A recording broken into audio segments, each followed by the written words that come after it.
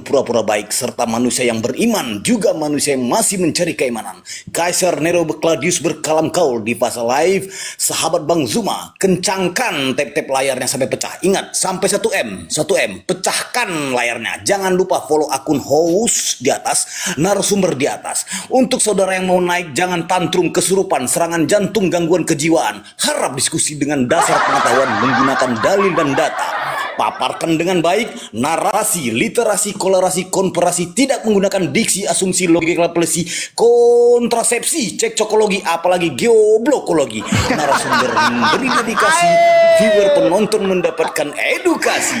Diskusi di sini tanpa pakai urat, tanpa hujat menghujat, tanpa ajaran sesat, cukup bermanfaat dan selalu untuk diingat. Diskusi inspiratif, tidak mengenal kontradiktif, dan pastinya bukan provokatif. Selamat datang di kebenaran bagi yang menerima, dan selamat bingung buat kalian yang masih kebingungan. Sekian, terima gaji. Back to host. Stay tune. Keren. Tadi kupikir apa goblokologi. Masya Allah. Goblokologi. Ya, jangan tantrum yang naik ya. Bagus. Kalau saya lanjut lagi.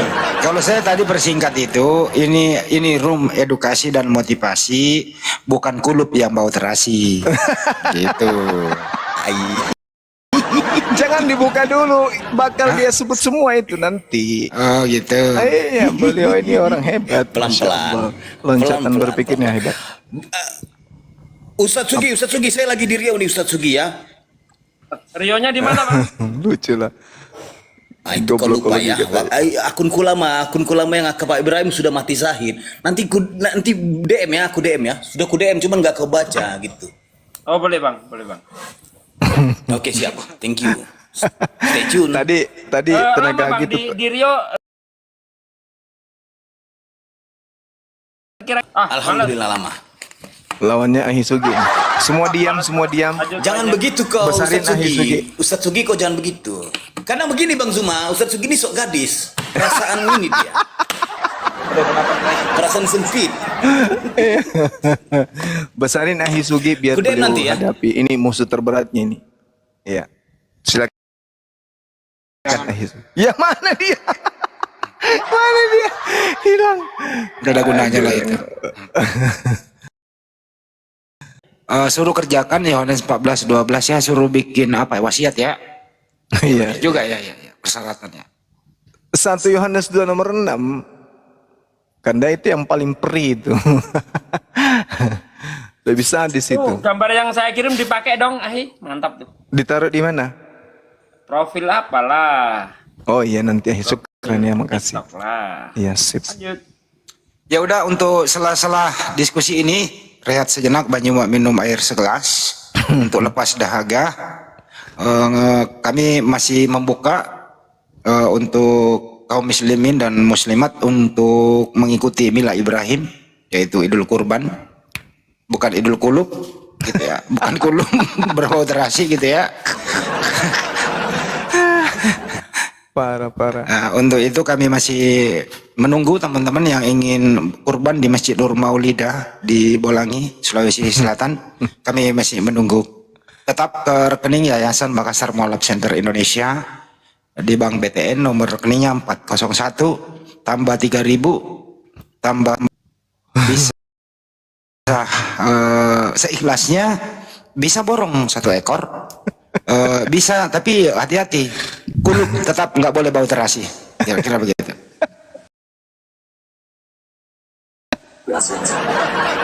Aduh. Parah. Menghibur kali sahabat kita ini. Halo Bang Zuma, Iya, halo Bang. selamat malam. Malam Bang. Iya, gini Bang, saya Ya. cuma mau nanya sedikit aja tentang Bible. Ini saya juga sedang mempelajari Islam sama Bible. Iya. Izin bang, Iya. Duta Aquarium ini Islam atau Kristen? Oh, saya bukan dua-duanya Bang. Tapi saya sedang apa ya? Agnostik mungkin.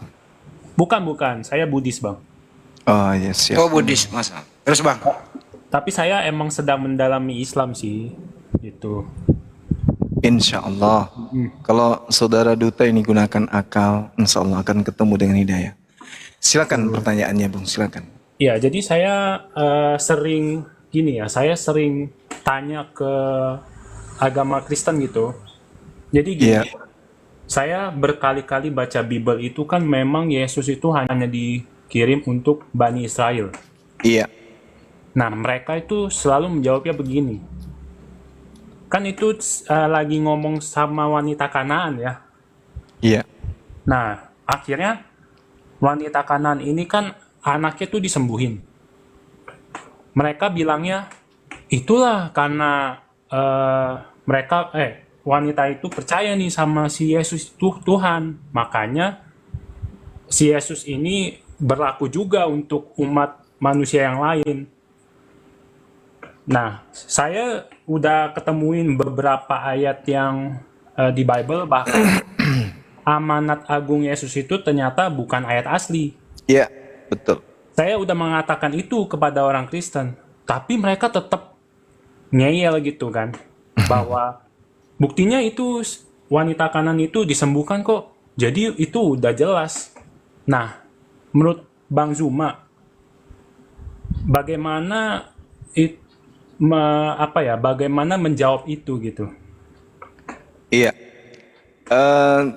Sederhana sih sebenarnya. Pertama, kalau Yesus itu untuk seluruh bangsa, berarti ajaran Yesus harus dipraktekin dong. Ya kan? Mereka mengatakan Yesus itu diutus untuk ke seluruh dunia, untuk ke seluruh bangsa. Faktanya mereka menyembah di gereja. Yesus menyembah di sinagoge.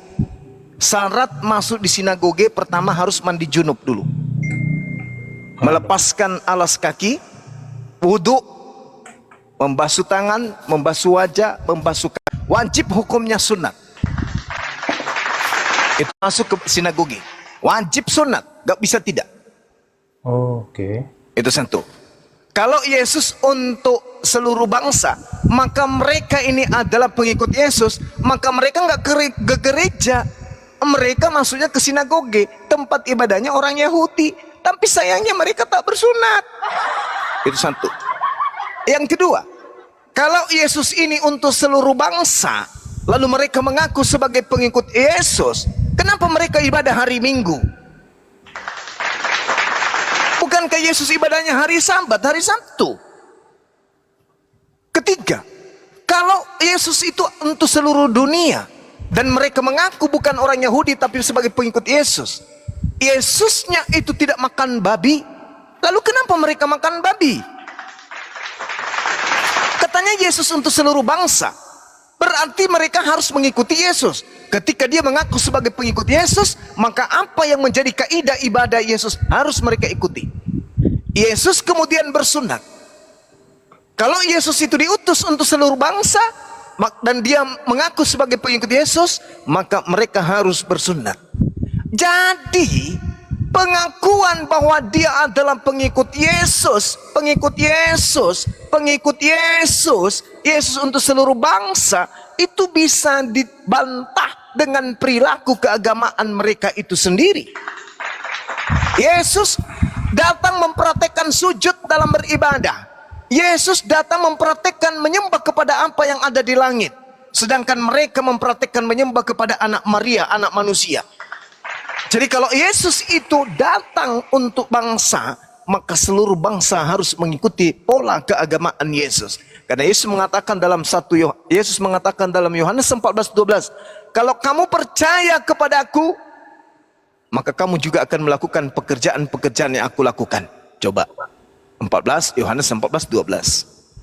Lalu dikatakan kemudian di dalam Yohanes 11 nomor 42, aku tahu bahwa engkau selalu mendengarkan aku. Ini Yesus curhat kepada Tuhannya. Aku tahu bahwa engkau selalu mendengarkan aku. Tetapi orang banyak yang mengelilingi aku di sini. Aku mengatakannya kepada mereka agar mereka percaya bahwa engkaulah yang telah mengutus aku. Berarti pengikut Yesus percaya Yesus hanya utusan Tuhan. Sedangkan mereka tidak kemudian mengikuti dan tidak percaya kalau Yesus itu hanya utusan Tuhan, tapi Tuhan itu sendiri. Jadi dengan mereka menyembah Yesus, dengan mereka kemudian ibadah minggu, dengan mereka kemudian makan babi, dengan kemudian mereka itu tidak bersunat. Membantah sendiri ungkapan yang terlontar dari mulutnya kalau Yesus itu diutus kepada seluruh manusia, dan membantah sendiri iman mereka kalau mereka itu adalah pengikut Yesus. Mari kita masuk ke dalam ranah dalil. Matius 10 nomor 5 nomor 6. Ke-12 murid Yesus diutus oleh Yesus. Lalu Yesus berpesan kepada mereka, janganlah kamu menyimpang ke jalan bangsa lain, melainkan pergilah kepada domba-domba yang hilang dari umat Israel. Apakah Kristen umat Israel? Bukan. Yohanes 17 nomor 9. Kata Yesus, ini kata Yesus, aku berdoa untuk Bani Israel. Aku berdoa bukan untuk dunia, tetapi aku berdoa hanya untuk mereka saja, yaitu Bani Israel. Kisah Para Rasul 16 nomor 6. Karena Roh Kudus mencegah mereka untuk memberitakan Injil di Asia. Matius 2 nomor 2. Dan mereka bertanya-tanya, di manakah dia, raja orang Yahudi yang baru dilahirkan itu? Yesus diceritakan sebagai raja orang Yahudi. Lalu kemudian dikatakan di Kisah Para Rasul 13 nomor 23. Apa yang dikatakan di sana? Ini yang lebih akurat ini. Dan dari keturunannya lah, sesuai dengan yang dijanjikan Tuhan kepada mereka, Allah telah membangkitkan juru selamat untuk orang Israel, yaitu Yesus. Ayo. Ini dalil tidak bisa mereka bantah. Kemudian terakhir 1 menit paling lama. Ketika dikatakan dalam Matius 24 bahwa seorang wanita Samaria itu kemudian dikabulkan permintaannya, itu justru karena perempuan itu mengakui dirinya gugup. Wanita itu mengaku anjing. Wanita itu tidak mengaku domba. Sedangkan mereka orang Kristen ini mengaku domba. Padahal domba itu di dalam Yeremia 50 nomor 17 yang disebut domba hanya Bani Yakob. Mereka bukan Bani Yakob, mereka Bani Kamfret. Bukan Bani Yakub, berarti mereka bukan domba. Makanya Yesus berpesan kepada muridnya, waspadalah kepada serigala yang datang kepadamu yang nyamar seperti domba. Itulah mereka. Siapa kira-kira yang menyamar sebagai Yahudi? Siapa yang menyamar seperti Yahudi? Hindu? Enggak mungkin. Buddha? Tidak mungkin. Islam? Tidak mungkin. Yang menyamar seperti Yahudi hanyalah orang Kristen. Berarti menurut Yesus, waspadalah kepada orang Kristen. Begitu maksudnya. Begitu saudara. Baik, Bang. Ya. Mantap. Iya. Soalnya saya memang sering saya tuh masih nggak paham sama logika mereka gitu. Berkali-kali mereka sebut Tritunggal itu ada, padahal sering saya kasih ayat kalau memang Tritunggal itu nggak pernah ada konsepnya gitu. Iya. Dan mereka selalu bawa itu yang ke awalnya firman itu dari Allah. Firman itu Allah sendiri. Iya. Mereka selalu bawa ke sana dan ternyata ayat itu pun palsu juga gitu. Iya, betul. Itu adalah filsafat Himne Plato. Iya, ternyata itu ayat palsu juga. Bahkan Betul. saya mendalami Bible juga. Dulu saya pengen masuk Kristen, makanya saya mendalami dulu, Bang, gitu. Oh. Iya. Saya baca Yesus itu diangkat ke sorga, duduk di sebelah kanan Allah, dan jelas itu ada dua entitas, Bang. Benar sekali. Nah, sekarang begini, saya boleh nanya nggak? Pernah nggak saudara itu membaca Matius 7 nomor 22 sampai nomor 23. Itu tentang apa ya? Boleh, Anda punya Bible? Oh enggak, saya cuma buka YouTube aja. Buka Google aja. Coba dibuka Google-nya dan dibaca. Matius berapa, Bang? Matius 7, Matius 7. nomor 22 sampai nomor 23. 22 sampai 23. Oke. Coba dibaca. Pada hari terakhir, banyak orang yang akan berseru kepadaku, Tuhan, Tuhan, bukankah kami bernubuat demi namamu, dan mengusir setan demi namamu, dan mengadakan banyak mukjizat demi namamu juga. Pada waktu itulah aku akan berterus terang kepada mereka dan berkata, aku tidak pernah mengenal kamu. Siapa yang diusir di situ? Ya, orang-orang Kristen lah.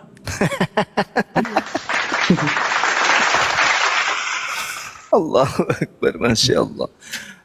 Kalau terjemahan Al-Quran pernah baca? Saya baru mendalami Al-Quran dikit-dikit aja, Bang. Jadi gini, saya Iya. heran sama Oten ya.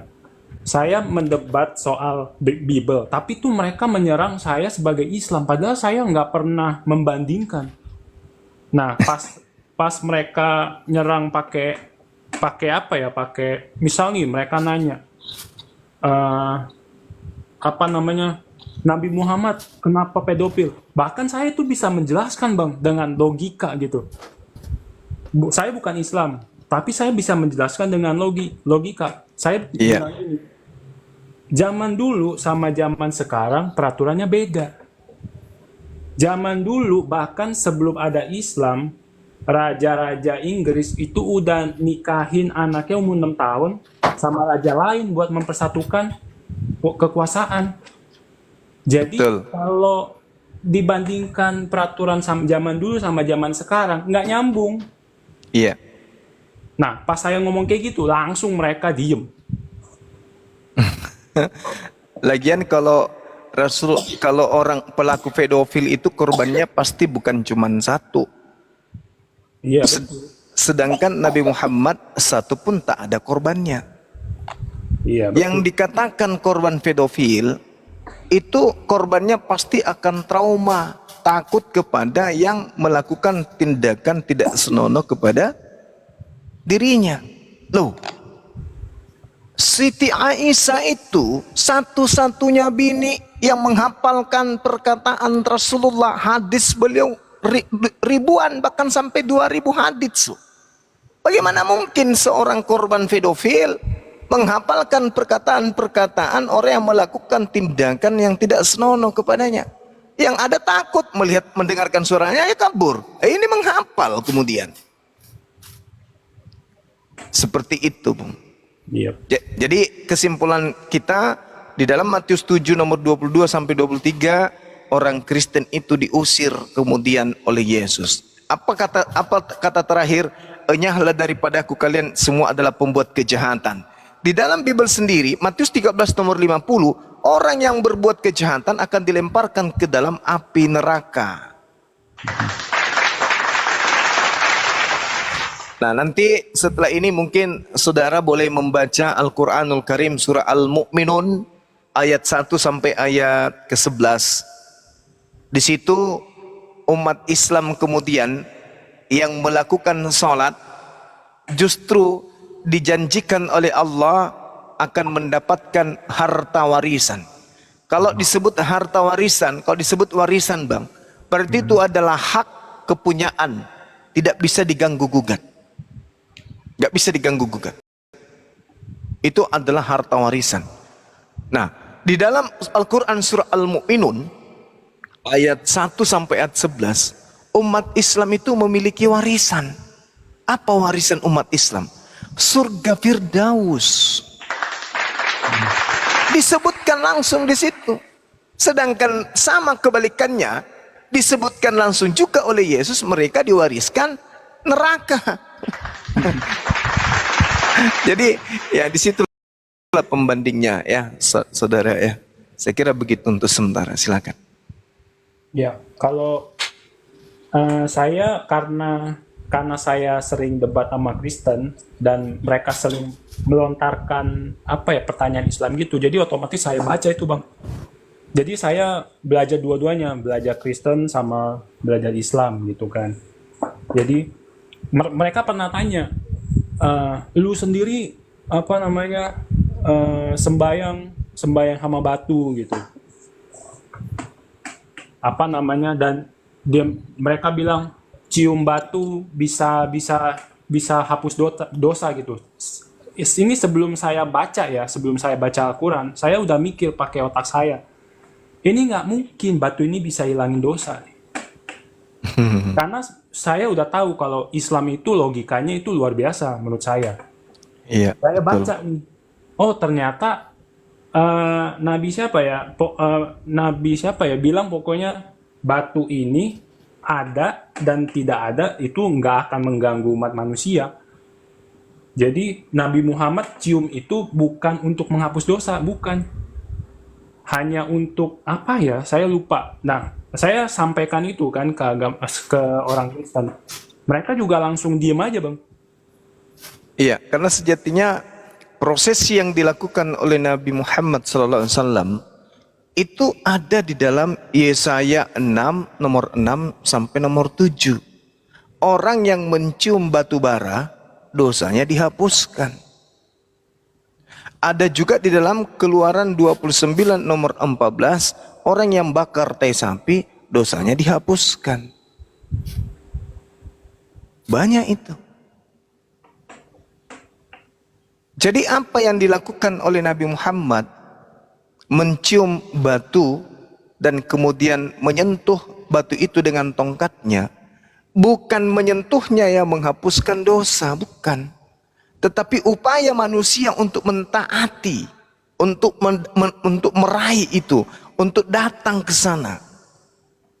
Sama seperti ketika orang itu kemudian membuang duri yang ada di jalan, itu menghapus dosa dalam Islam.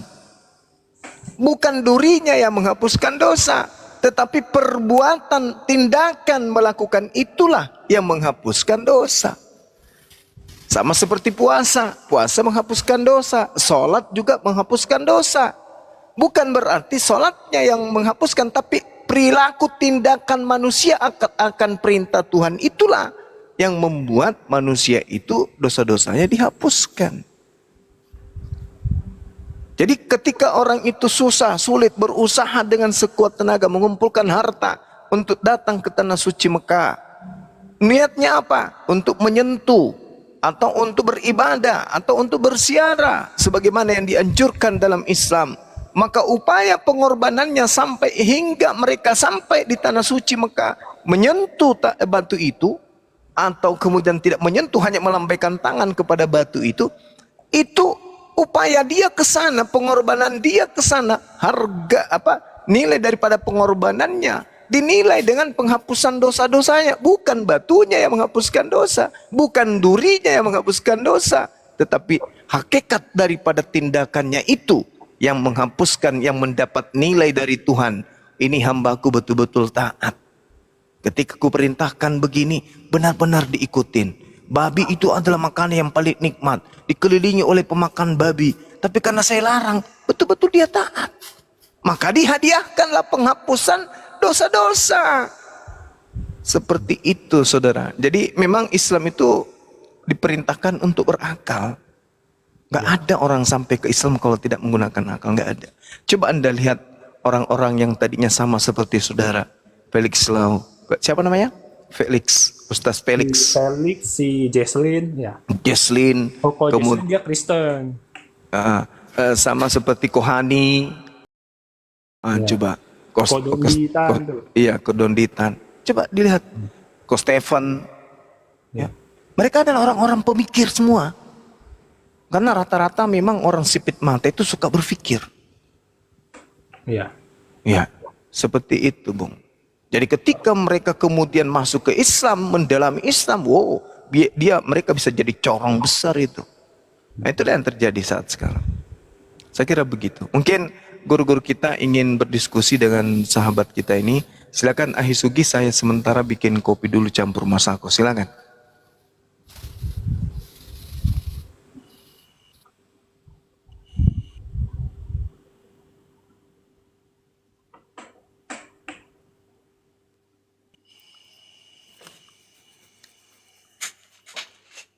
Gimana, Bang Duta?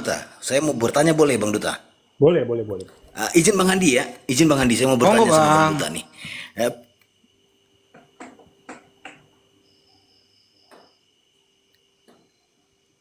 Bang Duta, Iya, iya. aku mau bertanya, Abang Buddha mempelajari Buddha nggak Bang? Iya, saya Dari kecil ya? mempelajari Buddha. Saya dari kecil ya. Boleh, Heeh. boleh saya bertanya Bang? Boleh saya bertanya, bukan mencampuri kitab Anda ya. Abang pernah membaca Carus Muka surat 2117 atau 218?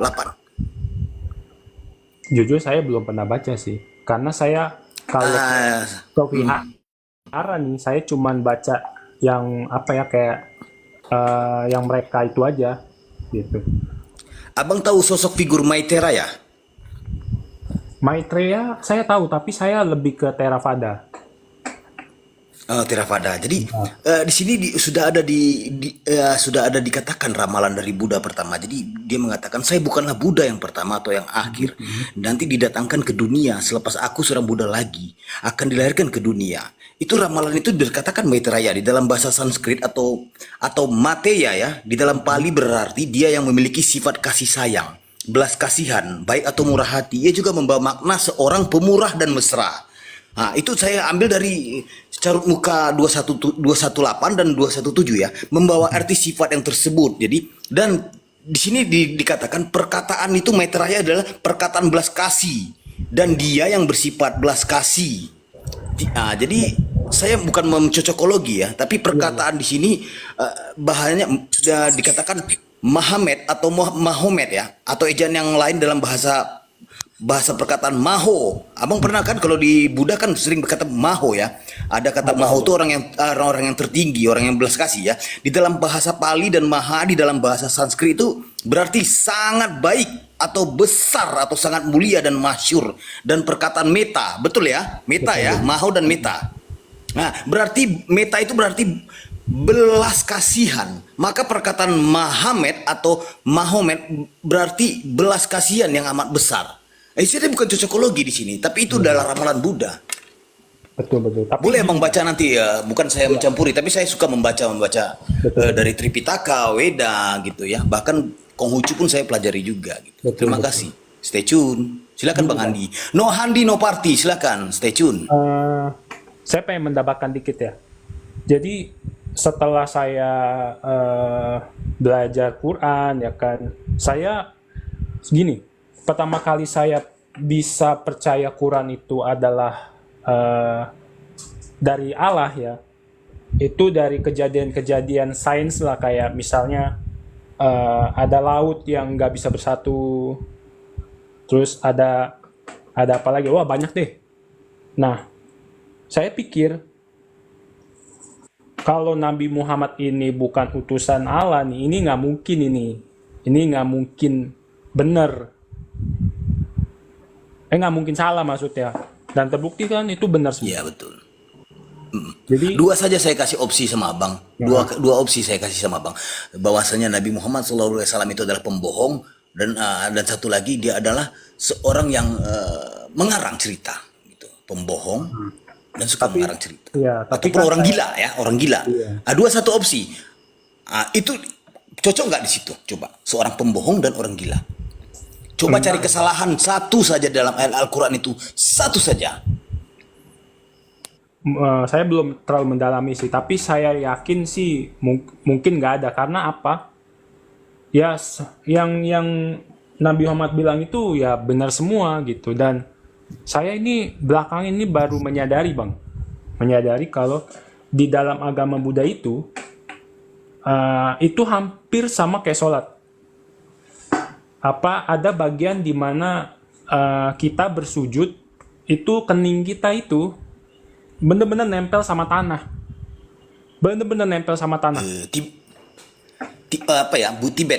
Tibet begitu ya, Buddha Tibet ya. Di Tibet kayaknya begitu deh. Itu sampai ya, Tibet itu dari bawah sampai ke puncak gunung. Mereka itu lebih ekstrim lagi sih, kalau mereka itu berdiri terus telungkup sampai ke atas, itu ekstrim itu.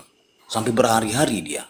Iya, bahkan sujudnya. ya di vihara-vihara saya juga semuanya ya kayak gitu. Pokoknya ada Ya, betul betul. Saya ya lihat itu. pokoknya begitulah, ada bersujud gitu kan. Nah, makanya saya rasa memang Al-Quran itu ya menurut saya ya memang kitab penutup gitu. Makanya mungkin emang Allah udah kasih saya hidayah ya. Ini saya sedikit-dikit saya mempelajari Islam. Ini saya dikit-dikit sudah nggak makan babi gitu. Ya mungkin memang dapat hidayah lah dari Allah gitu. Saya senang juga sih. Berarti ya alhamdulillah. Berarti abang sudah mulai proses ya. Iya, Kalau saya sedang kayak sholat proses. itu ya apa namanya ya? Kalau di Buddha itu puja bakti ya, kalau nggak salah ya. Sholat itu disebut puja bakti ya. Iya, iya, iya. Masya Allah. Semoga dapat hidayah, Bang. Insya Allah bang. Sering-sering main ke sini bang, sering-sering bertanya. Satu lagi, Bang, ya. Berjalan, Bang Handi Silebes. Sedikit, Bang. Satu lagi, Bang, ya. Ada yang tidak mungkin. Ada yang tidak mungkin diketahui orang 1400 tahun yang lalu. Mhm. Ya. Dan itu hanya bisa diketahui oleh orang zaman sekarang. Ya. Itu pun menggunakan bantuan alat yang canggih yang kita sebut mikroskop. Sementara di masa itu belum ada mikroskop. Iya. Mikroskop itu ditemukan kapan? Iya, Ya, betul. baru kemarin sore mikroskop ditemukan itu. 1400 tahun lalu belum ada namanya mikroskop. Nah, bagaimana mungkin Nabi Muhammad bisa mengatakan begini? Summa kholakna nutfata alaqah. Kemudian ya, kami jadikan dari setitik air mani, alaqah itu adalah sperma dari miliaran sperma yang masuk ke dalam rahim ibu, hanya satu yang menjadi manusia. Betul enggak? Betul. Betul ya? Betul. Nah, makanya di dalam Al-Quran itu disebut alaqah. Disebut nutfah. Nutfah itu adalah bagian terkecil dari sperma. Dari miliaran sperma yang masuk ke dalam rahim, yang terkecil itulah yang disebut nutfah. Nah, kemudian dari setitik sperma yang masuk itu kami ubah menjadi seperti lintah. Coba Anda cek perkembangan embriologi. Itu umur antara 15 sampai 25 hari itu persis kayak lintah. Boleh dicek kalau nggak percaya. Namanya alaqah, nutfah. Itu emang bisa dilihat dengan mata, Bang?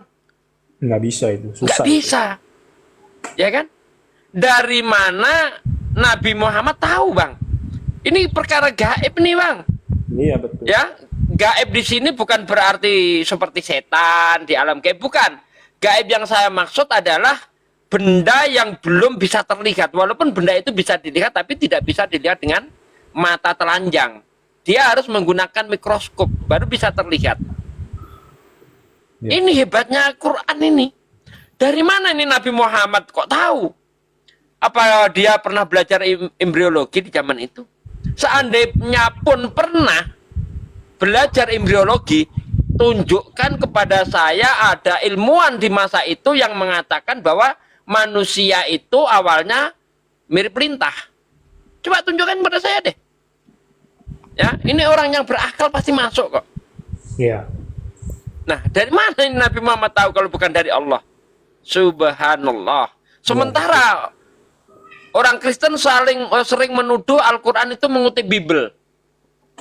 Nah, Padahal nggak ada sih, nggak ada. ya, dalam di Bible, itu. Bang, di Bible dikatakan Ayub 10 ayat 10, bukankah engkau Tuhan yang mencurahkan aku seperti susu dan mengentalkan aku seperti keju? Coba ilmuwan mana yang mengatakan bahwa awal mula manusia itu seperti keju? Coba tunjukkan sini ke saya. Iya, iya. Dari sinilah, Bang, kami itu betul-betul mantap dengan Islam. Ya, karena Al-Qur'annya itu nggak ada yang bertentangan dengan akal sehat. Apa yang dikatakan terkait dengan ilmu dengan ilmu modern ya, dengan sains itu nggak ada yang bertentangan. Subhanallah. Keren itu. Ya itulah makanya pelan-pelan saya jemput hidayah. Masya Allah, amin ya Allah. Saya udah bilang ke mama sih, saya tuh pengen jadi Islam. Allahu Akbar. Ya. Subhanallah. Apa namanya? Ya pelan-pelan lah, pelan-pelan. Saya udah mulai nggak makan babi, pelan-pelan. Apa namanya? Kalau bisa, kalau saya mau ya semoga ya, kalau dapat istri Islam pun saya nggak masalah gitu. Gitu. Apa namanya? Gini bang, saya kan sering berdebat juga sama agama Kristen ya, karena kan saya pengen uji logika mereka gitu, karena selalu logika mereka itu bertentangan gitu. Jadi pas saya debat, mereka tuh selalu bilang gini bang, apa namanya? Ada cerita-cerita di Quran kayak apa ya, kayak Seven Sleeper gitu, katanya dongeng gitu kan. Sama apa lagi ya? Oh ya itu deh, kayaknya paling banyak dilontarin itu yang tentang Seven Sleeper. Itu Apa itu bang? apa yang tujuh pemuda tidur di goa sampai berapa lama gitu? Ashabul Kahfi. Iya. Nah, itu menurut abang gimana? Saya apa ya gimana ya? Saya yakin itu bukan cuman dongeng belaka ya. Saya yakin itu cuman karangan-karangannya orang mereka menuliskan kalau itu dongeng gitu. Tapi saya nggak tahu tuh ngebalasnya itu gimana. Nah, kalau abang itu ngebalasnya gimana? Jadi gini bang, 80% ya, kita ngambil persentase saja kebenaran ini. 80% ayat-ayat Al-Quran itu sudah terbukti kebenarannya bang. Dan 20% itu ada ayat-ayat yang belum terbukti. Itu berkaitan dengan gaib, berkaitan dengan hari setelah kiamat.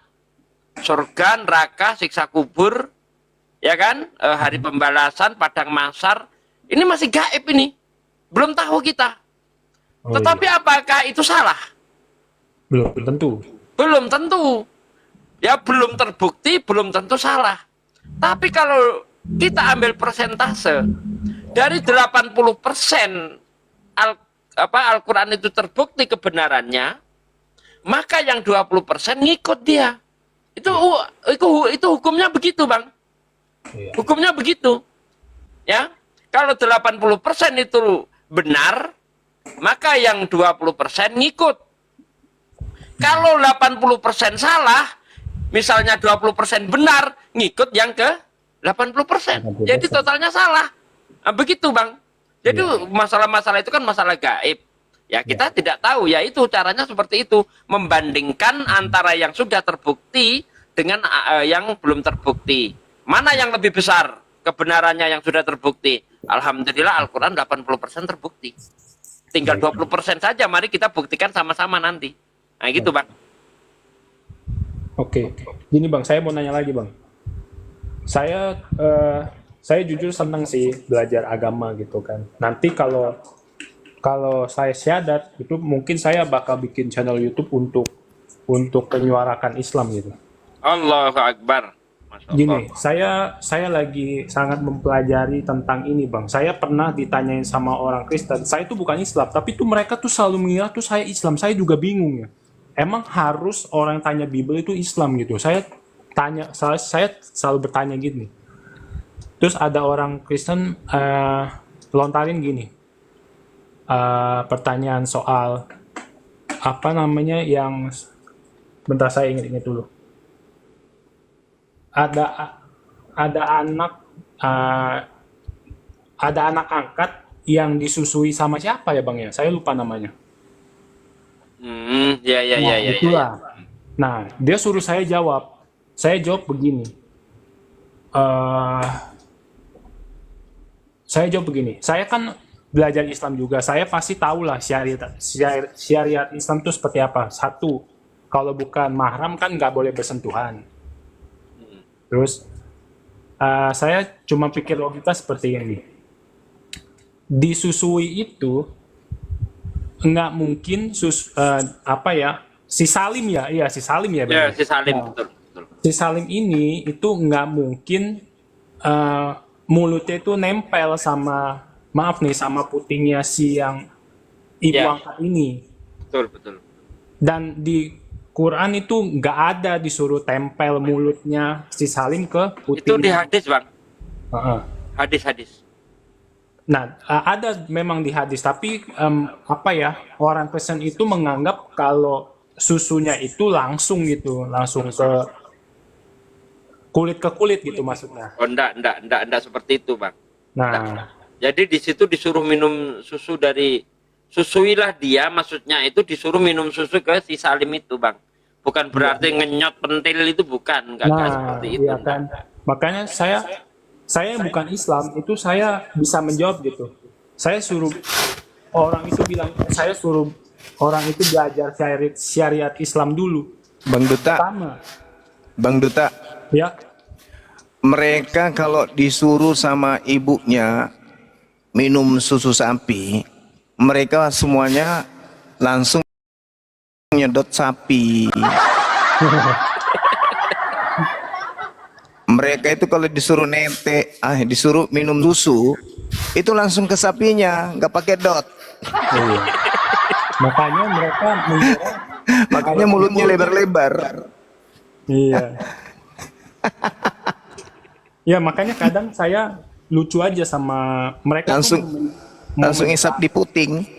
Iya. Mereka tuh mau menyerang, tapi tuh mereka nggak tahu syariat Islam tuh apa aja. Saya bukan Islam aja, tuh saya paham gitu loh. Karena menurut saya nih, saya itu sebentar lagi mungkin ya akan menerima Islam sebagai agama saya. Amin ya Allah, amin. Saya udah bilang ke mama sih, saya mau Islam gitu. Saya udah belajar juga nggak makan babi, ya, segala macem. Ya, semoga segera dapat hidayah, Bang ya. Ya, amin, amin, amin, amin, amin. Lanjut lagi Juma pencerahannya kepada saudara kita ini supaya lebih mantap lagi mendapatkan Islam.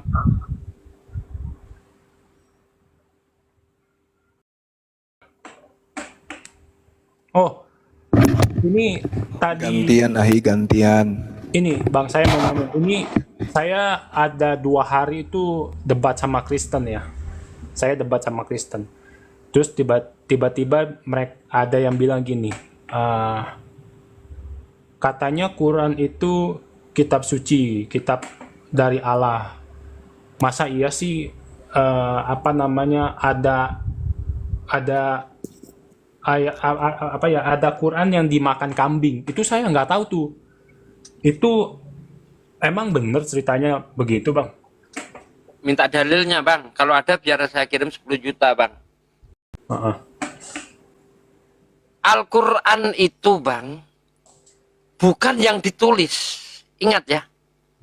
Al-Quran itu bukan yang tertulis di kertas, di apa. Bukan itu, Bang.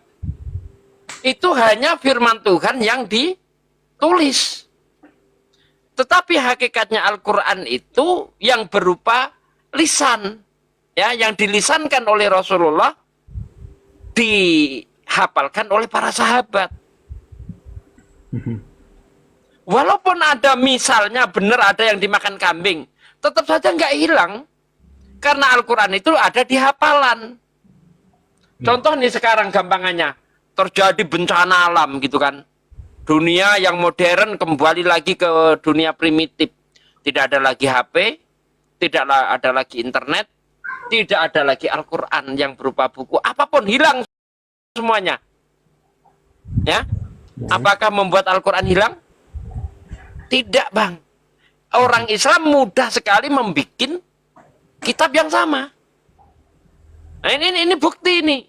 Walaupun dimakan kambing sekalipun nggak hilang ayat itu. Karena semua ayat-ayat yang Allah turunkan kepada Rasulullah sudah dihafal. Itu bantahannya, Bang. Oh, baik. Jangankan sampai ada satu surah dimakan kambing, Bang. Satu ayat aja diusik Ahok. Orang se-Indonesia berontak, Bang. Jangankan sampai ayat hilang. Masya Allah. Itu nggak mungkin terjadi, Bang. Ya, nggak mungkin terjadi. Itu hanya tuduhan saja itu. Oke, baik, baik, baik, baik. Ya. Jadi jawabannya gimana? Al-Quran itu bukan yang ditulis itu. Nah, itu jawabannya. Mau dimakan kambing kayak mau hilang semua sedunia, nggak peduli. Karena yang ada adalah di hafalan. Contoh, saya kasih contoh. Ketika Utsman menyusun Al-Quran kembali, karena pada waktu Utsman itu Al-Quran sudah tercampur dengan tulisan-tulisan catatan-catatan kaki. Ya, karena kalau ini tidak segera diatasi, maka nasib Al-Quran seperti Bible. Di Bible itu tadinya ada ayat catatan kaki, sekarang masuk ke ayat. Contohnya 2 Yohanes 5 ayat 7. Ya, ada 3 yang memberi kesaksian di sorga, Bapa, Putra, dan Roh Kudus. Ini catatan kaki tadinya, Bang. Oh ya, itu saya tahu tuh. Ya kan, catatan kaki. Makanya yang masih jujur dikasih tanda kurung, tapi kalau di Bible nggak ada tanda kurung. Nah, itu sekarang menjadi ayat. Nah, hal-hal semacam itulah yang ditakutkan oleh Amirul Mukminin Utsman bin Affan. Maka dikumpulkan seluruh Al-Quran, ya, dibakar, lalu dibikin lagi, ya, ditulis lagi, lalu dikoreksi. Koreksinya pakai apa? Apa pakai tulisan? Al-Quran ini bandingkan dengan Al-Quran ini? Enggak. Koreksinya dengan hafalan. Para hafiz dikumpulkan, dibacakan apa yang ada di dalam Al-Quran yang ditulis oleh Utsman itu. Udah. Sesuai. Nah, seperti itu cara, apa ya, kalau di dalam Kristen itu mengkanon gitu ya, cara mengkanon. Iya, Nah, iya. itu caranya begitu. Dia tulisan dikoreksi dengan hafalan. Bukan tulisan dikoreksi dengan tulisan. Nggak seperti itu zaman Utsman. Nah, begitu, Bang. Baik, Jadi baik, baik. valid dia. Dan tradisi mengkoreksi bacaan itu masih sampai kita lakukan sampai sekarang. Kalau nggak percaya, bulan Ramadan datanglah ke masjid-masjid itu. Ada yang baca, ada yang nyimak. Ada yang baca, ada yang nyimak. Begitu sejak zaman Rasul sampai sekarang. Rasulullah bacaannya selalu dikontrol oleh malaikat Jibril.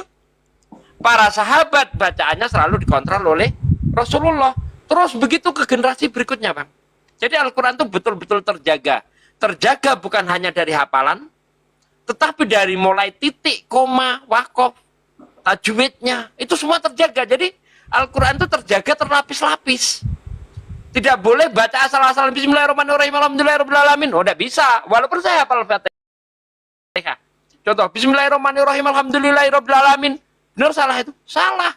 Panjang pendeknya nggak kena, tajwidnya nggak dapat. Jadi Al-Quran itu dijaga berlapis-lapis, bukan hanya berdasarkan hafalan. Nah, gitu, Bang.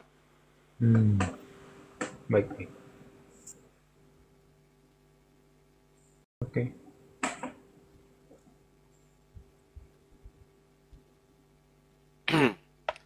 Ada lagi? Ya, itu aja sih. Saya soalnya sering nonton channel Bang Zuma. Sering saya. Jadi saya pakai ilmu Bang Zuma untuk debat sama orang Kristen. Ya, jadi Anda jangan heran kalau Anda dituduh Islam. Jangankan Anda. Orang Kristen sendiri, kalau dia itu baik, tidak mau menghujat Islam, dia dituduh apa? Oten nyamar. Apa? Islam nyamar. Padahal kawan-kawan dia sendiri dituduhnya mereka itu Islam nyamar. Itu sudah biasa, Bang. Kalau mereka tidak mau menghujat, karena Kristen sejati itu harus menghujat. Kalau dia nggak menghujat, bukan Kristen sejati. Iya. Makanya Anda lihat Kristen itu pasti menghujat. Ya, ada Iya, juga Kristen yang baik. Nah, ini oknum ini. Kristen yang baik ini oknum. Kristen sejati harus menghujat. Iya, soalnya saya biasanya debat Bible-nya, tapi mereka menghujat gitu loh. Mereka balasnya menghujat gitu, kayak misalnya, wah Muhammad pedofil nih. Wah itu tuh paling sering tuh. Padahal di sini lagi mengkaji Bible, ya kan? Tapi, Apa hubungannya dengan Anda? Anda bukan Islam, ya kan? Iya. Kenapa Nabi Muhammad yang diserang? Makanya Coba. itu saya bingung. Saya sampai ditanya, emang agama lu apa gitu? Saya sampai bilang, ini emang harus agama tertentu dulu baru bahas Bible gitu. Saya sering begitu, Bang. Saya ya sering nonton channel Bang Zuma. Jujur saya baru tahu kalau Paulus itu bertobat menyebarkan agama Kristen. Itu saya pun baru tahu dari Bang Zuma. Saya Buddhis. Saya 3 tahun sekolah di Kristen. Pendeta mana ada ngomong kayak gitu, Bang? Kagak ada. Mana tahu mereka pendeta aja sering salah-salah ngutip, gimana coba. Iya gitu. Tapi lucunya memang apa ya? Mungkin Tuhan ngasih saya apa ya, logika yang tinggi juga lah. Dulu saya pengen masuk Kristen tuh saya selalu bingung. Saya dalam diri saya tuh percaya Tuhan itu satu, Tuhan itu esa. Terus pas saya masuk gereja, tapi saya bingung nih, loh, katanya Kristen percaya satu Tuhan, tapi kenapa Yesus itu Tuhan juga? Terus Bapa itu siapa gitu? Itu saya selalu bingung di situ. Saya melihat konsep ketuhanan Kristen ini konsep yang paling buruk. Kalau saya bandingkan dengan Hindu yang sama-sama penganut Tri, ya, Tri apa kalau di Hindu itu Trimurti ya. Ketika Dewa Wisnu menjelma jadi manusia, di kayangan nggak ada Dewa Wisnu, Bang. Iya. Iya kan? Misalnya siapa? Betoro Ismoyo atau Semar Badranaya ya. Kalau waktu masih dewa kan Ismoyo itu. Ketika dia menjelma menjadi manusia jadi Semar, di kayangan nggak ada lagi Dewa Ismoyo itu. Oh iya, karena dia kan lagi menjelma. Menjelma, nah ini Kristen enggak. Tuhannya menjelma jadi manusia, tapi di surga masih ada Tuhan. Nah itu. Kalau dibilang Tuhanmu membelah diri kayak amuba, nggak terima. Nggak terima. Nggak terima kan? Iya. Nah ini, aduh, nggak masuk akal kecuali kalau Tuhan itu menjelma di surga nggak ada Tuhan lagi, baru kita bisa percaya, Bang. Tapi kalau masih ada oknum lagi di surga sana, bagaimana bisa dikatakan menjelma? Yesus masih sujud kepada Tuhan yang di surga. Yesus bersyukur kepada Tuhan yang di surga. Misalnya di dalam Matius 23 ayat 9, aku bersyukur kepadamu ya Bapa, Tuhan langit dan bumi. Nah katanya Tuhan sudah menjelma jadi Yesus. Yesus ngomong aku bersyukur kepadamu ya Bapa, Tuhan langit dan bumi. Ini di mana apanya ini? Logikanya gimana gitu loh? Nggak masuk. Nggak masuk akal gitu, Bang. Masuk akal. Terus ya, masih bagus lagi konsep ketuhanan Hindu. iya, Dewa menjelma jadi makhluk, dewanya udah nggak ada di sana. Nah, seperti itu. Iya. Kristen tidak seperti itu, Kristen. Paling amburadul saya lihat konsep ketuhanan Kristen itu. Nah, jadi saya cerita aja dikit ya Bang ya. Jadi saya dulu pacaran sama orang Kristen nih. Nah, ini mantan saya tuh pengen banget saya ke Kristen. Saya tetap itu masih bingung sama konsep Trinitas. Nih, tolong nih yang agama Kristen nih dengerin ya. Dengerin pendeta nih. Dia bawa saya ke pendeta gereja dia. Saya tanyalah, Pak, jujur saya nggak paham sama konsep Trinitas, saya bilang. Terus dia tanya saya, oh kamu agama apa? Saya bilang, oh saya agamanya Buddha. Terus dia bilang gini, dengan gampang ya, oh Trinitas itu sama kayak agama Buddha. Saya bingung, loh kok sama ya? Dia bilang gini, di Buddha, Buddhanya banyak kan? Saya sampai geleng-geleng Pak. Masalahnya, di Buddha itu nggak pernah ya kan mengakui kalau Buddha itu adalah Tuhan. Nggak pernah. Buddha itu mengakui bahwa dia adalah sang guru. Manusia yang mencapai penerangan sempurna. Jadi saat saya jelasin itu ke pendetanya nggak bisa jawab, langsung pendeta bilang gini, oh maaf ya saya ke atas dulu, saya mau lanjutin acara gitu. Itu sampai 1 jam saya tunggu, itu pendeta nggak balik-balik Bang. Nah, sedikit Bang, kalau di Buddha sendiri ketuhanannya seperti apa Bang? Seperti apa? Setahu saya sih Buddha nggak kenal konsep ketuhanan Bang. Gimana itu Bang?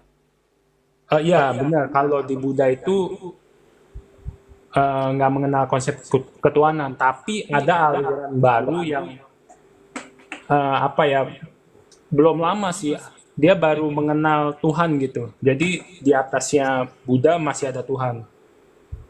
Aliran baru Aliran baru. ada gitu. Tapi kalau saya pribadi memang saya yang Theravada. Saya gimana ya? Makanya saya mau pindah ke Islam gitu karena di Buddha itu kan konsep ketuhanannya itu memang nggak ada. Dia lebih ke dalam diri sendiri ya kan. Fokus ke dalam diri sendiri, benerin akhlak untuk mencapai nibbana lah istilahnya. Nah, sedangkan saya percaya Tuhan itu ada gitu. Jadi gini Bang, kalau di Buddha itu kan hampir semua tidak bisa dimakan ya. Iya. Nah, Oh, kalau benar. Itu ada alirannya, Bang. Jadi oh gini, gitu.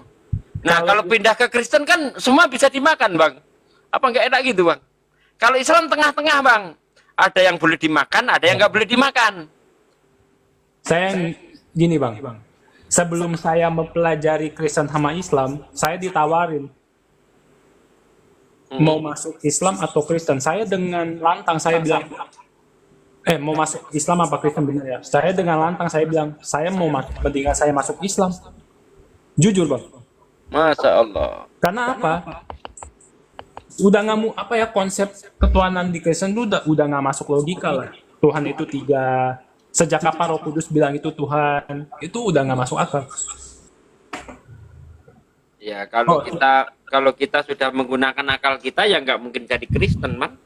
Iya. Itu dia. Ada satu ateis gini. Sekarang dia jadi Kristen. Dia ngaku bangga ateis. Sekarang saya itu jadi Kristen, menuhankan Yesus juru selamatku. Saya tanya, ayat Bible mana yang mengalahkan keateisanmu? Setahu saya orang ateis itu mengandalkan akal, akal ya, ilmu iya, pengetahuan, akal ateis itu kan. Nah, logika banget lah. Nah, logika gitu kan. Ayat Bible mana yang menyebabkan, yang bisa mengalahkan keateisanmu? Saya bilang kan. Misalnya kita berbicara di Kejadian 1 ayat 1, ada terang di hari pertama, mataharinya diciptakan hari keempat. Sebagai ateis apa Anda bisa terima? Saya bilang, oh bukan itu yang mengalahkan saya. Saya itu mimpi ketemu Yesus. Terus ateisnya mana? Ya kan? Kok bisa begitu? Ini saya ngaku pendekar nih kan. Wah, pendekar hebat nih. Kalahnya sama sapu lidi, Bang. Masuk akal enggak, Bang? Nggak masuk akal lah. Dikalahkan sama sapu lidi. Oh, pendekar ngakunya ateis, masuk Kristen gara-gara mimpi. Loh, ateis kan menggunakan logika. Lah kok percaya sama mimpi sih? Aneh. Wah, itu aneh, itu benar-benar aneh itu. Menjelma aja Bang. Iya, betul. Nah, lanjut. Ini di netizen di bawah nyuruh diem, emang lo siapa yang nyuruh saya diem? Nggak ada gunanya kau. Oh, Ya, lanjut, netizen lo nggak ada ngaruhnya sama saya. Jadi nggak usah ngatur-ngatur saya. Ya, netizen, nggak ada gunanya kau bagi saya. Yang nyuruh diem itu. Ngapain lo nyuruh diem? Naik sini kalau berani, sini. Oh, Ya, lanjut Bang. kita lanjut yang soal makan ya. Gini, kalau di Theravada itu ada beberapa Buddhis itu kan ada beberapa aliran ya. Ada yang kalau di Theravada itu boleh makan semuanya tapi bukan yang kita mau gitu. Jadi gini misal di apa namanya, kalau di Buddhis itu kan ada nggak boleh membunuh, ya kan? Kalau kita menyuruh, misal nih saya mau makan ayam, berarti saya udah menyuruh ayam itu dibunuh. Nah itu udah dosa. Jadi kalau di Theravada bantainya itu boleh makan daging Bang, tapi kalau cuma sisa itu aja makanannya yang tersisa atau yang disediakan gitu. sih. Berarti kita nggak boleh menyuruh ya. Iya, kita Nggak boleh menyuruh memotong ayam dan sebagainya gitu ya. Iya. Tetapi kalau ada orang tiba-tiba ngantar ayam, nggak apa-apa gitu. Iya, Oh. misal lagi nih, kalau ada ayam sama sayur, makannya sayur. Jadi kalau makan daging itu udah opsi paling terakhir tuh. Begitu kalau di Theravada. Nah, kalau yang di yang aliran lain itu bener-bener sama sekali nggak boleh makan, meskipun yang sisa ayam itu tetap nggak boleh makan. Iya, iya, iya. Gitu. Beda dengan di Kristen. Kaki meja kalau bisa direbus lunak dimakan, Bang. Wah, Karena ya, kata itu. Yesus bukan setiap yang masuk ke mulut itu yang najis, tetapi yang keluar dari mulut itu yang menajiskan. Yang keluar dan dibuang ke jamban itu yang menajiskan. Jadi kaki meja ini kalau bisa direbus lunak bisa dimakan, Bang. Karena nggak ada pantangan sama sekali. Itu kata Paulus apa kata Yesus? Yesus. Oh, Yesus. ya? Ya kan itu ceritanya murid-murid Yesus. Sebenarnya nggak cocok sih, tapi Kristen sering pakai itu gitu loh. Saya sendiri nggak sepakat itu kalau itu diartikan untuk menghalalkan babi. Itu kan konteksnya ketika para murid itu diundang makan oleh orang-orang Saduki itu, para murid itu tidak cuci tangan. Lalu berkatalah para murid itu, orang Saduki itu kepada Yesus, lihat murid-muridmu makan dengan tangan najis. Ya, dibela oleh Yesus. Bla bla bla bla bla, panjang itu ceritanya. Di akhir ayat itu dikatakan bukan setiap yang masuk ke mulut itu yang menajiskan, tetapi yang dibuang, yang keluar dan dibuang ke jamban itulah yang menajiskan. Nah, ditambahi oleh narasi sang penulis Bible, dengan demikian Yesus menyatakan semua makanan halal. Itu tambahan, bukan perkataan Yesus asli. Nah, kenapa itu saya pakai? Karena sering dipakai Kristen. Nah, kalau alasannya setiap yang masuk ke mulut itu tidak najis, maka kaki meja kalau lunak pun bisa dimakan. Kan gitu? Iya sih. Salah enggak? Nggak salah sih. Nah, itu dia. Iya, iya. Nah, ini ada tamu dulu. Sini. Selamat malam. Selamat pagi. Assalamualaikum kalau muslim. Sini.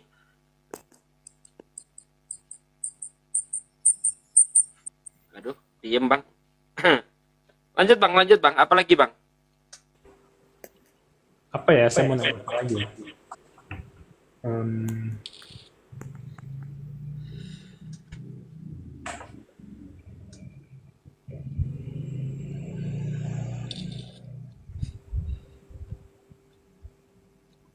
Tanya aja yang bisa menguatkan Islam. Jadi hingga saat ini apa yang masih membuat Anda berat untuk memeluk Islam, Bang? Untuk mengucapkan 2 kalimat syahadat, Bang?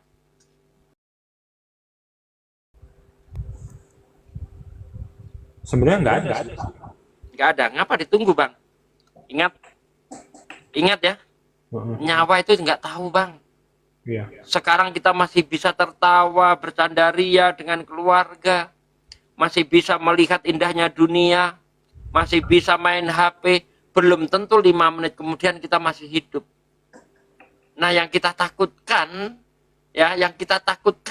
kita belum sempat bersahadat, tapi ajal sudah mendahului kita. Itu sangat rugi besar, Bang. Karena di dalam Al-Quran dikatakan, innalladzina kafaru min ahlil kitabi wal musyrikina fi naril jahannama khalidina fiha ulaika hum syarrul bariyah. Orang-orang kafir dan orang-orang musyrik itu, ya, dia akan masuk neraka. Mereka itu kekal di dalamnya dan mereka termasuk seburuk-buruk makhluk. Jangan sampai ini terjadi pada Anda. Anda sudah yakin Islam, sudah tidak ada lagi yang memberatkan, tidak ada menjadi penghalang. Disegerakanlah, Bang. Coba nanti Anda bedakan setelah Anda bersahadat dengan saat ini. Anda bedakan bagaimana rasanya. Itu, Bang. Saya baca kalimat syahadat aja saya merinding, Bang. Masya Allah. Ini jujur, ini saya merinding. Allah. Ini saya lagi bilang pelan-pelan ke mama saya sih. Dengan saya memperbaiki akhlak saya lah. Gitu.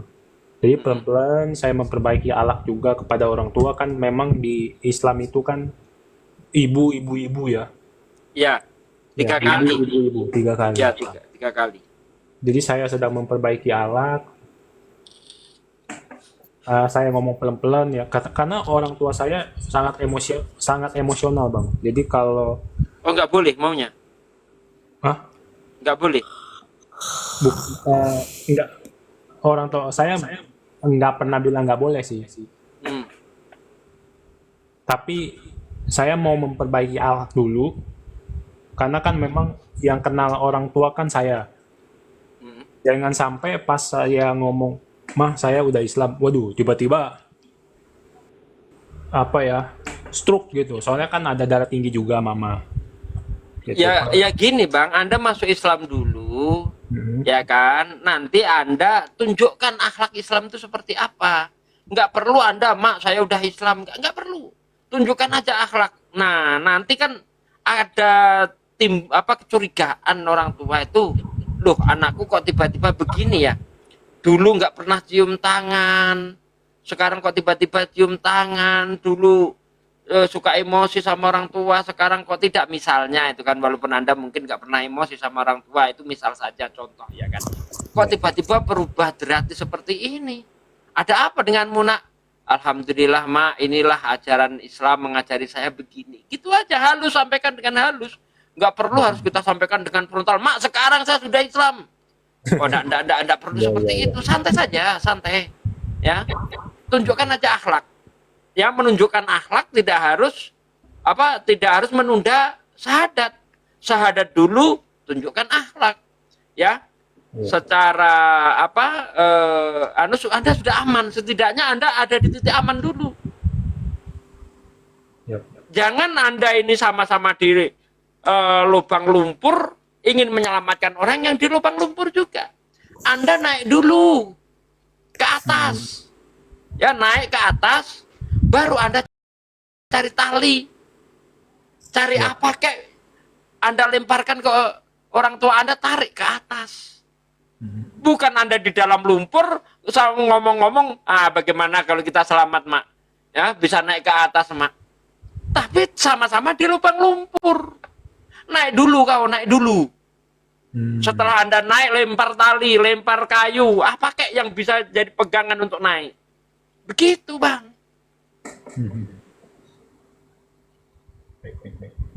Ya itu tadi, takutnya ajal tidak tahu bang. Ya, Anda sudah yakin Islam agama benar, tapi tinggal satu mengucapkan asyhadu alla ilaha illallah wa asyhadu anna muhammadar rasulullah, Anda berat. Nah, ini tinggal ngucap itu Anda sah jadi Islam. Masih tertunda, dan akibatnya kalau nggak diucapkan neraka selama-lamanya. Sampai kapan? Jangan ditanya sampai kapan. Orang kafir nggak ada waktu untuk bisa keluar dari situ, nggak bisa. Orang Islam sedosanya sebesar apapun, yang penting dia tidak syirik. Syirik itu menyekutukan Tuhan, percaya kekuatan-kekuatan lainnya yang bisa menyelamatkan, bisa ngasih pertolongan, bisa ngasih rezeki selain Allah. Ya, asal Anda tidak seperti orang Islam, tidak seperti itu, dosanya sebesar apapun akan diselamatkan oleh Allah Subhanahu wa taala. Ya, akan mendapat syafaat dari Rasulullah SAW. Nabi pernah berkata kepada Abu Dar, "Hei Abu Dar, semua umatku masuk surga. Walaupun berzina ya Rasulullah." Ya, walaupun berzina. Walaupun mencuri, ya. Tanya lagi, nggak percaya dia apa? Walaupun berzina, iya. Sampai 3 kali, walaupun berzina, termasuk kau seandainya berzina kamu masuk surga. Nah, tetapi ini konteksnya bukan berarti berzina mati masuk surga, nggak begitu bang. Konteksnya bukan itu. Yang ingin dibicarakan Nabi adalah selagi kau tidak musyrik, kamu masuk surga. Kalau kita berzina, mencuri, tanggung akibatnya dulu. Digoreng kau di neraka dulu. Ibaratnya, mungkinkah kita itu baju kotor kita lipat masukkan lemari? Iya. Mungkin enggak? Nggak mungkin. Nggak mungkin kan? Harus dicuci dulu, digiling dulu di mesin cuci, habis itu dijemur panas-panas di tengah matahari, habis itu disetrika. Setrika, dilipat rapi, masuk lemari. Oh, berarti ini namanya pemurnian ya bang ya? Iya. Nah, ini sekali. makanya saya udah mulai yakin sama Islam karena gini, pemurnian di dalam Islam sama pemurnian di kitab suci Tripitaka itu sama, Bang. Oh, ada juga api penyucian ya. Ada. Abang nonton Siksa Neraka yang di bioskop? Oh, belum Bang. Nah, itu sama persis kayak di agama Buddha. Jadi misal kalau misalkan dia suka mencuri, tangannya dipotong, terus dikasih cairan pemulih, nimbul lagi, tangannya dipotong lagi, itu sama, Bang, sama kayak di Islam. Di Islam ada kan kayak gitu? Ya. Nah, itu Wala sama mutu persis. wala yahya. Tidak mati, tidak hidup. Setiap, bahkan di dalam Al-Quran surah berapa ya, ayat berapa saya agak lupa, di situ dikatakan sungguh akan aku ganti dengan kulit yang baru supaya mereka dapat merasakan sakit. Nah, ini ya ada seorang ahli kesehatan dari Thailand ya. Dia itu ngaku, saya baru saja menemukan bahwa kulit itu bisa merasakan sakit. Tadinya ilmu kesehatan nggak tahu, Bang, kedokteran nggak tahu. Dialah orang yang pertama kali mengatakan bahwa kulit itu merasakan sakit. Nah, dibantah oleh orang Islam. Kamu sudah ketinggalan 1400 tahun yang lalu. Loh, kok bisa? Ini baru saja saya temukan bahwa kulit ya itu bisa merasakan sakit. Contohnya ketika orang yang terbakar sudah dalam keadaan parah, itu ditusuk dengan jarum, dia tidak merasakan sakit. Dia bisa merasakan sakit kalau kulitnya itu masih ada. Nah, kan begitu tuh. Iya, orang yang kebakaran parah, Bang, itu ditusuk jarum nggak sakit, Bang. Tetapi kalau dia masih 20%, 30% ditusuk masih sakit. Karena masih ada kulit itu. Makanya di dalam Al-Quran dikatakan setiap kulit mereka hangus, aku ganti dengan kulit yang baru supaya bisa merasakan sakit yang berlebih-lebih. Atau tolong di mute sini aku tolong di mute. Aduh. Tolong di mute. Aduh. Tolong di mute dong. Tolong moderator kalau nggak mau mute diturunin aja. Moderatornya mana nih? Aduh. Udah. Nah, akhirnya siapa namanya yang ilmuwan ahli kesehatan ini masuk Islam dia, Bang. Gara-gara menemukan satu ayat aja di dalam Al-Quran, masuk Islam. Anda sudah menemukan berapa ayat keajaiban Al-Quran yang sesuai dengan ilmu pengetahuan. Kenapa masih menunda-nunda?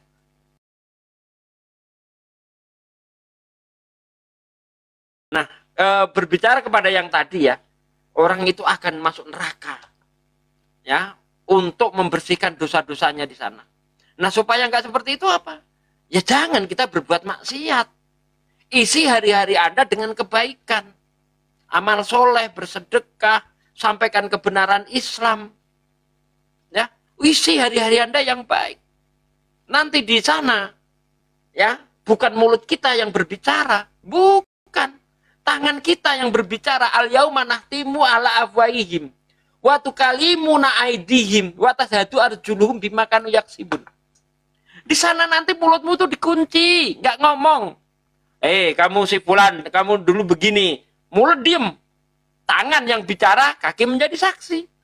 Oh, tangannya ngomong, iya benar ya Allah, aku dulu pernah diajak ke sana. Ngelonte misalnya kan. Kakinya, benar ya Allah, ngomong kaki. Aku jadi saksinya. Mulutnya nggak bisa bohong. Diem, mulutnya dikunci. Ayatnya jelas dalam surah Yasin itu. Al-yauma nahtimu ala afwahihim wa tukalimuna aidihim wa tashhadu arjuluhum, kakimu bima kanu yaksibun. Itulah yang akan menjadi saksi atas perbuatan. Nah, supaya kita tidak masuk neraka, tidak mencicipi neraka, isi hari-hari kita dengan kebaikan. Nah, begitu. Apalagi kalau Anda seorang mu'alaf dari Buddha masuk Islam, bersih, nggak ada dosa. Sama sekali nggak ada dosa. Amal-amal baik ketika Anda masih Buddha tetap dihitung oleh Allah SWT. Amal buruknya dihapus bersih seperti kertas putih. Mulai Anda mu'alaf terus Anda isi kebaikan-kebaikan sampai Anda ajal menjemput surga. Saya mau nanya, Bang. Kalau saya sebut gini, saya pernah sebut kalimat syahadat pas saya lagi naik motor. Itu saya udah Islam belum? Sudah. Karena syahadat itu sendiri tidak harus disaksikan, Bang. Anda masuk kamar, Anda langsung berkata, asyhadu alla ilaha illallah wa asyhadu anna Muhammadar Rasulullah, dengan hati yang tulus, ikhlas karena Allah. Ya, aku bersaksi bahwa tiada Tuhan selain Allah dan Nabi Muhammad adalah utusan Allah, sah Anda Muslim. Nah, kenapa harus ada saksi? Nah, ini supaya orang-orang itu tahu bahwa Anda ini sudah Muslim. Misalnya nanti meninggal, orang-orang bersaksi dia Muslim. Jangan dikuburkan secara Buddha. Baik. Iya kan? Anda menikah, ya, nikahnya secara Islam. Oh, dia Buddha? Oh, bukan, dia Muslim, saya saksinya. Nah, seperti itulah. Anda udah Muslim ini, Anda sudah sering mengucapkan syahadat. Udah sering sih. Anda sudah Muslim. Saya udah lumayan hafal. Sekarang tinggal menjalankan syariat. Iya. Pertama, sunat dulu. Sunat belum? Belum. Nah, belum. Sunat. Habis sunat, ya kan? Sudah selesai sunat, bersih. Belajar menjalankan sholat. Nah, kenapa kita syahadat? Apa gunanya? Untuk merubah identitas KTP Anda. Yang tadinya Buddha, nanti datang ke kependudukan, saya sudah Islam, tolong dirubah KTP saya. Jadi beragama Islam. Begitu, Bang? Oh, baik. Kapan kira-kira kita syahadatkan? Sekarang. Orang Anda sudah bersyahadat. Tinggal disaksikan orang banyak aja.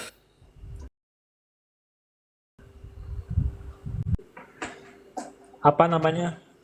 Kalau nggak salah saya pernah baca di Al-Quran, hukum untuk yang agama Kristen sama agama yang lain itu beda ya Bang ya? Beda, Bang. Apa ya Bang ya? Saya boleh dijelaskan nggak Bang? Ini termasuk hukum apa ya? Hukum apa ya? Misalnya kalau kisos sama. Kisos itu misalnya orang berzina dilempari batu, orang mencuri potong tangan. Antara Islam dan Yahudi sama. Oh. Kalau Kristen ini jangan dianu, Bang. Kristen ini bukan agama samawi, dia agama ardi, agama bikin-bikinan orang, Bang. Jangan disamakan. Kayaknya bukan itu deh. Apa ya? Kalau ada yang gimana ya? Saya agak lupa sih. Hukum di Islam itu banyak sih. Mulai dari bangun tidur sampai tidur lagi semua diatur di dalam Islam. Maksudnya kalau hukuman apa ya? Hukuman neraka apa bukannya? Kayak dikhususkan gitu agama Kristen sama agama yang lain. Orang debat gitu kan. Jadi ada orang Islam bilang hukum Kristen sama nantinya yang agama Kristen itu hukumannya itu beda sama yang agama gitu. Oh enggak, Bang. Di Al-Quran itu tidak ada pembedaan di situ mengenai neraka ya. Kafir nerakanya ya sama. Kafir, musyrik, nerakanya sama. Ada yang lebih dalam daripada nerakanya orang kafir, Bang. Orang munafik. Oh. Munafik itu nerakanya lebih dalam daripada orang kafir. Munafik itu keraknya neraka dia. Orang kafir itu, orang munafik itu mulutnya berkata A, artinya berkata B. Sudah tahu itu aturan dilanggar. Kalau dia diberi amanah, dia itu berkhianat. Kalau dia berjanji, dia ingkar. Ya, seperti itu. Itu munafik itu lebih dalam nerakanya. Dalam Quran ada itu. Munafik itu lebih dalam. Siksanya lebih berat daripada orang kafir. Dan mereka ya selama-lamanya. Jadi munafik, kafir, musyrik kekal di dalam neraka.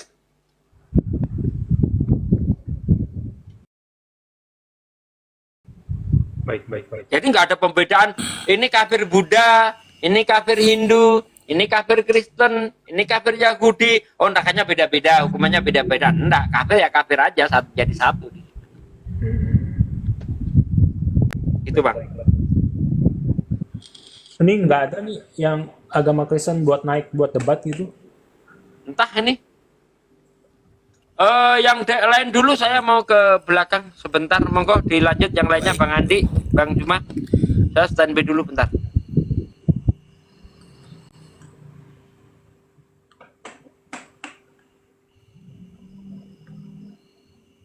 Bang Duta. Iya, iya, iya. Nah, Bang Duta kita kembali ke ilmu sains ya. Boleh ya? Boleh, boleh, boleh. Saya berpikir itu bahwasanya Bang Duta ini adalah karakter orang yang berpikir kritis gitu ya. Pasti ya?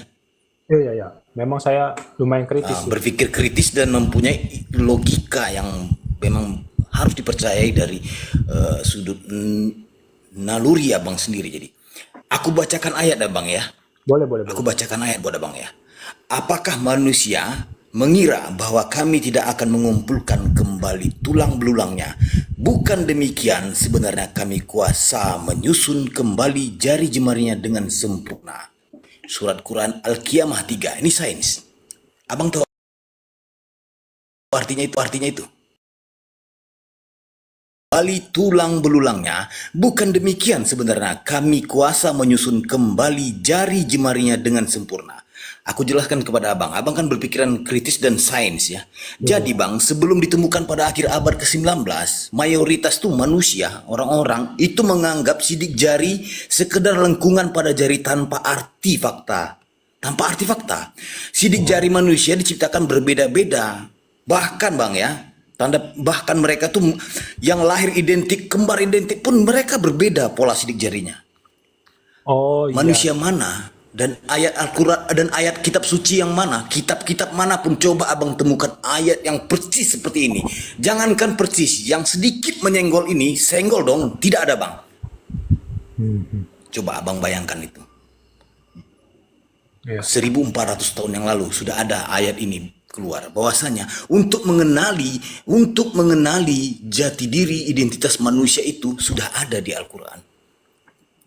Coba abang cari di mana kitab seluruh di dunia ini, bahkan abang ke Oranon, bahkan abang ke Jupiter tidak akan ketemu. Abang berpikir, nanti abang baca ya di surat Al-Qiyamah ayat 3, surat Al-Quran Al-Qiyamah ayat 3. Allah sudah menentukan sidik jari manusia, identitas manusia masing-masing. Itu ilmu sains bang, itu ilmu sains.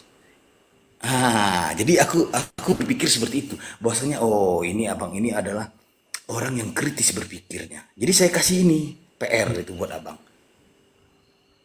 Oh itu Begitu, saya Abang Da. pernah baca juga Nah, yang tentang sidik pernah jari. nggak abang temukan di mana kitab-kitab bagaimanapun, karangan-karangan manapun, majalah Bobo pun ataupun yang mana lah yang abang tidak ada kan? Belum ada sih. Nah, dikarenakan ilmu sains inilah bang, banyak yang namanya ateis, tetangga sebelah itu mualaf bang. Iya. Nah itu, kalau yang dibacakan Ustadz Sugi itu lebih banyak lagi mungkin karena lebih fokus ke pertanyaan abang sih. Guru-guru di atas ini lebih tahu semuanya. Cuman aku karena mengatakan ini aja supaya karena abang orangnya berpikir analogi dan kritis. Dan satu lagi ini ada bang ya, saya bacakan ya. Dan dialah yang telah menciptakan malam dan siang, matahari dan bulan, masing-masing dari keduanya itu beredar di dalam garis edarnya. Al-Nabiyah 33. Abang tahu ayat ini menggambarkan apa? Menjelaskan apa? Garis edar tata surya. Dan dialah yang telah menciptakan malam dan siang, matahari dan bulan, masing-masing dari keduanya itu beredar di dalam garis edarnya. Surat Al-Nabiyah, surah Al-Nabiyah 33. Itu menjelaskan bahwasanya garis edar tata surya. Sains bang, sains. Oh, saya mau Ngeri, nanya Bang. bang. Jadi baru berapa ya? Baru kemarin kan saya debat sama agama Kristen ya.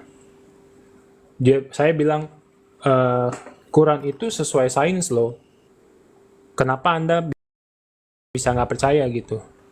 Dia bilang apanya sesuai sains. Dia bilang faktanya kan bumi yang mengitari matahari. Tapi dia kasih surat apa gitu, dia bilang matahari yang mengitari bumi gitu. Nggak ada. Itu saya belum baca di Qurannya sih, karena saya kan belum mendalami Al-Quran. Jadi memang kemarin kan saya fokusnya bahas Bible, tapi mereka kan biasa menyerang tuh, ya kan? Nah itu sebenarnya ada atau nggak ada? Apa memang itu cuman karangan aja, yang matahari mengitari Bang. bumi gitu? Jangankan untuk mereka mengidentifikasi ilmu sains, Bang. Jangankan itu, Bang. Mereka itu mempercayai, kita bisa melihat dari ayat kejadian ini ya. Sebentar ya. Yesus dicobai oleh iblis. Abang tahu nggak arti makna dari ayat itu sebenarnya? Abang udah baca belum? Nah jujur saya belum baca. Oh, maksudnya gini kali. Oh, matahari mengitari bumi tuh maksudnya cahayanya aja kali ya, apa gimana? Karena kan bumi berotasi tuh. Oh, mungkin itu kali ya, bumi berotasi. Bukan Enggak, yang Bang. Mereka mengelilingi, itu tapi udah ada, Bang, udah ada. Semua salah, Bang. bukan Semua itu, salah, Bang. Bang. Yang semua salah. bukan. Oh, oke. Bukan. Bukan, Bang. Nah, gini loh. Huwaladzi khalaqas samawati wal ardo wa samsi wal qamar fi falaki yasbahun. Allah ya, Ya, huwaladzi khalaqas samawati wal ard. Allah yang menciptakan langit dan bumi, bulan dan matahari, ya kan? Fi falaki yasbahun. Mereka itu beredar pada garis edarnya. Ya, jadi bumi itu beredar, edaran bumi yaitu mengelilingi matahari.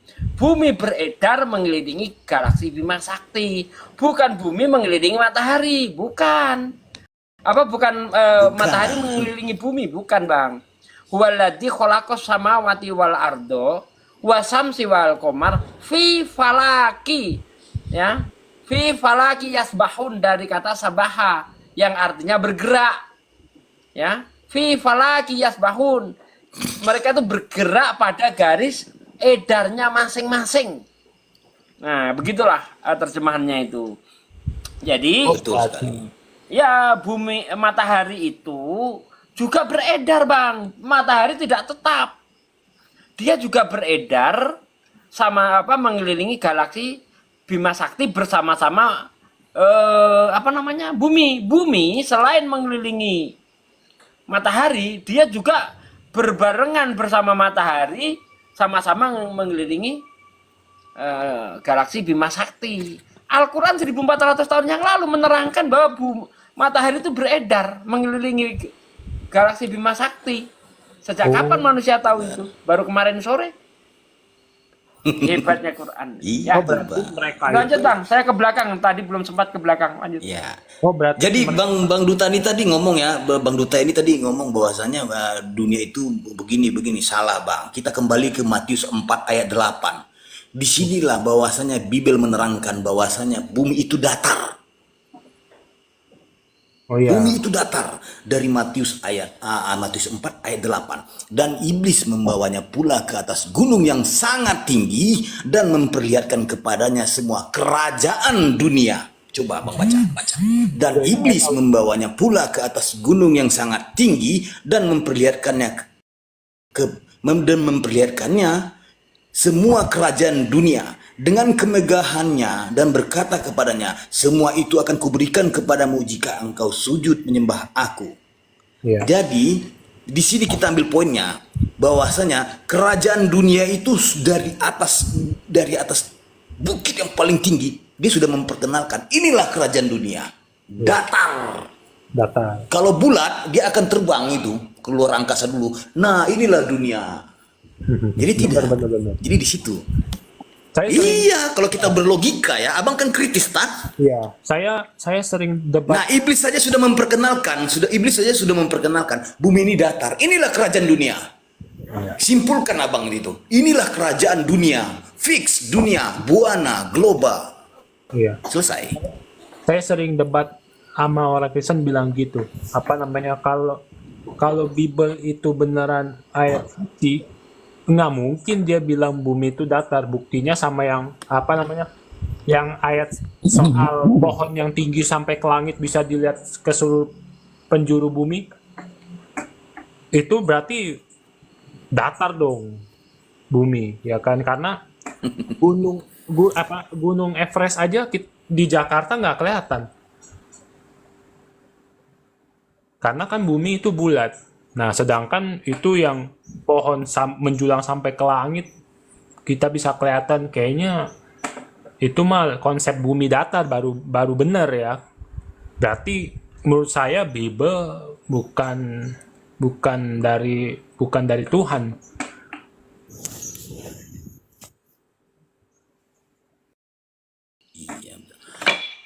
Oke, adakah teman-teman Oten yang mau naik? Host, boleh dijambak? Oke, teman-teman, sebelumnya saya kasih pantun dulu ya, biar segar semuanya, biar nggak ngantuk ya.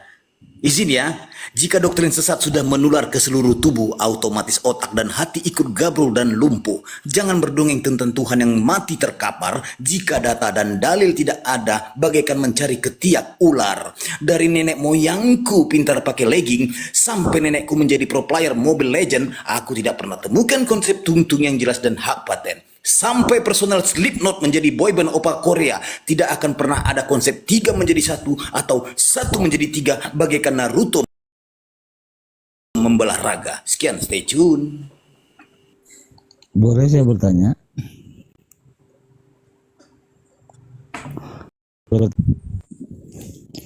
Halo, boleh saya bertanya?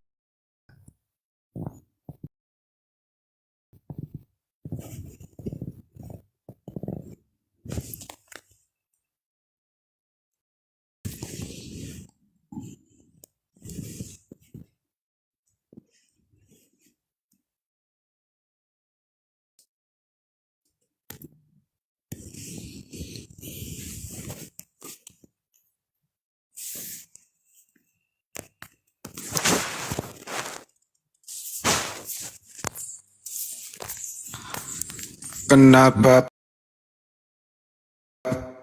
pada Tanya, Anda siapa? surga dunia, Dari agama mana? Islam. Islam bertanya apa? Ini room Islam, diskusi lintas agama, bro. Oh, kalau nggak boleh nggak masalah. Cuma saya pengen, ya udah, kalau nggak boleh nggak masalah.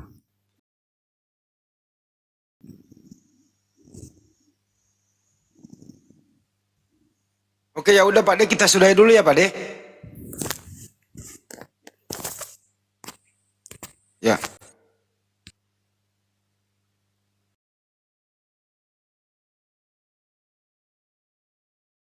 Kalau Islam ya nanya apa lagi sih? Kalau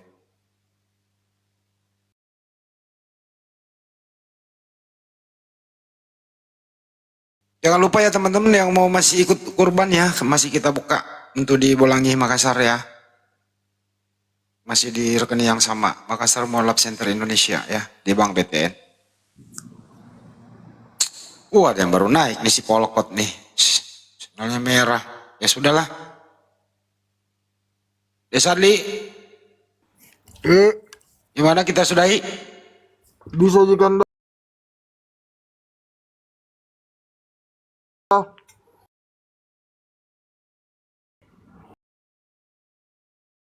Anda ke sahabat Bang Joma, semoga bermanfaat untuk kita semua. Sekiranya ada kata hilap dari kami mohon maaf. Ini room edukasi, motivasi, saling berbagi, interaksi satu sama lain. Untuk itu mari kita diskusi beradab agar terjalin toleransi antar umat beragama. Bagi kami, agama kami, bagi you, agama you, jangan saling mengganggu. Terima kasih, sampai jumpa. Wabillahi taufiq wal hidayah. Assalamualaikum warahmatullahi wabarakatuh. Selamat beristirahat. Waalaikumsalam warahmatullahi wabarakatuh.